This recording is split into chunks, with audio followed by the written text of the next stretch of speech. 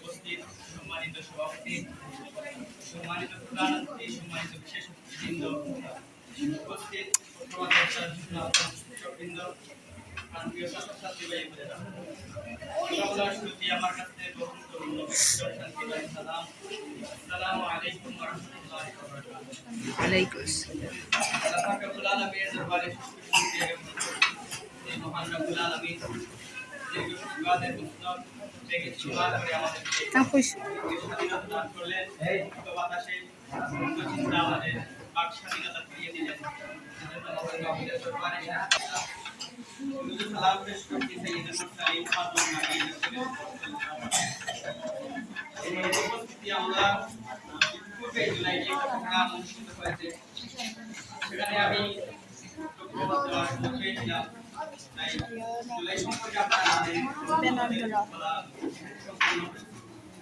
তাই পূর্বপ্রস্তুতি না থাকায় ভালো হবে না, তাই আন্তরিক আমরা এই শেখ হাসিনা পতন কিংবা সরকার বা আওয়ামী লীগের পতনের বৈষম্যহীন সমাজ নির্মাণে কিন্তু দুঃখের বিষয়, কষ্টের বিষয়, এই বৈষম্যের জন্য এতজন ছাত্র জনতা জীবন দিল, রক্ত দিল, সেই বৈষম্য আজ বিশেষ করে মাদ্রাসা শিক্ষাকে ধ্বংস করে দেওয়ার জন্য বিভিন্নভাবে ষড়যন্ত্র করা হচ্ছে এবং আমাদের সাথে বৈষম্য করা হচ্ছে। মাদ্রাসা শিক্ষা টিকিয়ে রাখার জন্য মূল বিষয় হচ্ছে বা মূল ভিত্তি আমি যেটাকে মনে করি সেটা হচ্ছে ইবতেদায়ী শিক্ষা। একটা ছাত্র যখন সে শিক্ষা জীবন প্রথম শ্রেণী থেকে শুরু করবে এবং পঞ্চম শ্রেণীতে পড়ে এই ইবতেদায়ী লেভেলে যখন সে মাদ্রাসা শিক্ষায় শিক্ষিত হবে তার মনে একটি স্বপ্ন জাগ্রত হবে যে সে একজন আলিম হবে। সে পরবর্তীতে মাদ্রাসা শিক্ষার সাথে সম্পৃক্ত থাকবে এবং এই দেশ এবং জাতির জন্য সে কিছু একটা করতে পারবে। ইসলাম এবং আধুনিক শিক্ষার সংমিশ্রণে সে জাতিকে কিছু একটা উপকার করতে পারবে। কিন্তু দুঃখের বিষয় বিগত ফ্যাসিস্ট সরকার এই মাদ্রাসা শিক্ষার সাথে চরম বৈষম্য করেছে, যা মানুষের যুগের বহিঃপ্রকাশ ছিল 2024 সালের জুলাই গণঅভ্যুত্থানের মধ্য দিয়ে মানুষ তা দেখিয়ে দিয়েছে। হতাশার বিষয় আমরা গণঅভ্যুত্থান পরবর্তী সময়ে একটি নির্বাচনের মধ্য দিয়ে আরেকটি নতুন সরকার এসেছে, কিন্তু আমরা দেখতে পাই পূর্বে ন্যায় সেই বৈষম্য এখনো চলমান।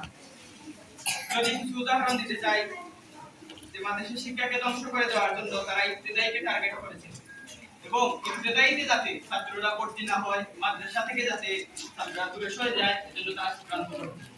চূড়ান্তগুলোর মধ্যে অন্যতম ছিল যে আমরা দেখি প্রাইমারি স্কুলে যে সকল শিক্ষার্থীরা পড়ালেখা করে তাদেরকে সরকার উপবৃত্তি দেয়, কিন্তু মাদ্রাসার প্রাইমারি লেভেল ইবতেদায়ীতে কেউ উপবৃত্তি দেয় না। ফ্যাসিস্ট সরকার স্বৈরাচারীরা এই বৈষম্য করেছিল যাতে মূল থেকে মাদ্রাসা শিক্ষাকে ধ্বংস করে দেওয়া যায়। যদি ছাত্ররা যেভাবেই হোক তারা উপবৃত্তি পাওয়ার জন্য হলেও তারা যদি স্কুলে ভর্তি হয় তারা স্কুলমুখী হবে, মাদ্রাসা শিক্ষা ধ্বংস হয়ে যাবে। কতজন ছাত্র আছে যারা প্রাইমারি থেকে এসে মাদ্রাসায় পড়ালেখা করে এবং আনন্দ করে? যারা শুরু থেকেই প্রাইমারি লেভেলে পড়ে, ইবতেদায়ীতে পড়ে, তারাই ভবিষ্যতে বড় আলিম হতে পারে।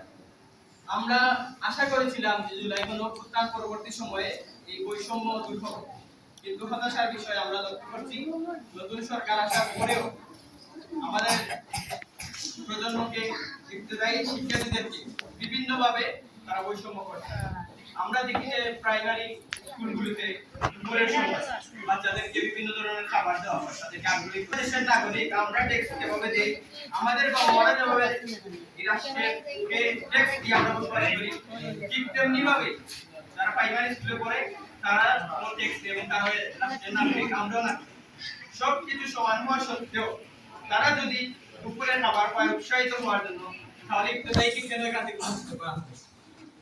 এজন্য আমাদের ঘুরে দাঁড়াতে হবে। যারা এখানে অনেকেই ইবতেদায়ী ছাত্র, তারা তো এখন কিছু করার তাদের সক্ষমতা নেই।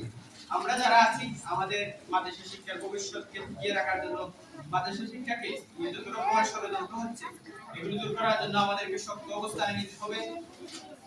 আমি আমাদের অধ্যক্ষ মহোদয়ের কাছে অনুরোধ করব আপনাদের সারা দেশে মাদ্রাসার প্রিন্সিপালদের বিভিন্ন অ্যালায়েন্স থাকতে পারে, আপনারা এটার জোরালো অবস্থান দিন এবং সুষ্ঠুভাবে সরকারের কাছে আপনারা দৃষ্টি আকর্ষণ করুন।